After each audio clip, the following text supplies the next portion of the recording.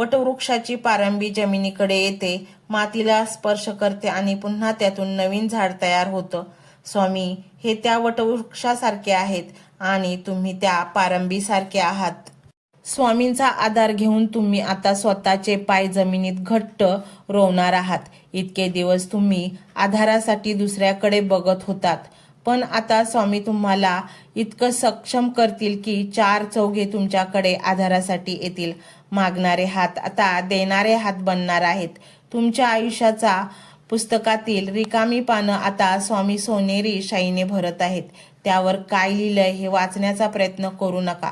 फक्त विश्वास ठेवा की जे काय लिहिलेलं ते उत्तमच असणार आहे, कारण लिहिणारा तो आहे ज्याच्या एका कटाक्षाने विश्वाचा गाडा चालतो.